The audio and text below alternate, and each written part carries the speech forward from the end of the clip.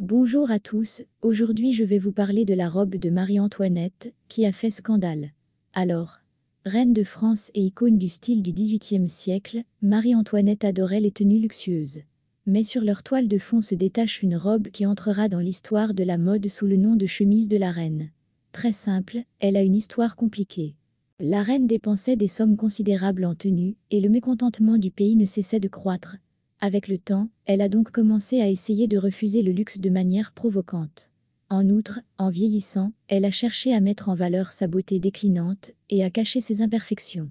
Enfin, la reine était souvent en position de force et avait besoin de vêtements, avant tout, confortables. L'impact des idées du philosophe Rousseau, qui prônait un retour à la nature, et la popularité croissante du costume anglais, plus pratique que le costume français. Les belles créoles des provinces lointaines ne pouvaient pas porter de soie épaisse sous les climats tropicaux. Elles préféraient les robes amples en coton blanc comme neige. Avec le temps, un nouveau vêtement à la mode est apparu. Que le nom de chemise à la reine ou chemise habillée ne vous induise pas en erreur. Il ne s'agit pas d'un sous-vêtement, mais d'une véritable robe. Elle est cependant si simple, par rapport aux tenues habituelles de l'époque, que le parallèle établi par les contemporains n'est pas surprenant. Il ne s'agissait pas d'un modèle, mais plutôt d'un type de robe. Ils étaient cousus à partir de tissus fins et légers, comme la mousseline, la batiste ou le gaze de soie. Le plus souvent, ils étaient blancs. Mais pas nécessairement. Parfois, une robe blanche semi-transparente était portée par-dessus une robe inférieure en satin coloré ou en soie. Un corset souple, et non un corset dur, était porté en dessous. Et pas de résille. Juste des jupons. Les robes chemises se portaient sur la tête. C'est simple et agréable. Comme une chemise, oui.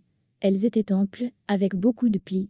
À la taille, elles étaient simplement attachées par une large gaine. Mais les garnitures étaient simples et délicates, à l'exception de quelques froufrous.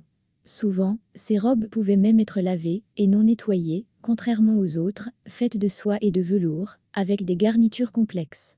La simplicité du style est bien sûr trompeuse. Seules les femmes très riches pouvaient s'offrir des robes de couleur claire, elles n'avaient pas à craindre qu'elles se salissent. Et pour l'économie française, les chemises habillées ont fait des dégâts considérables.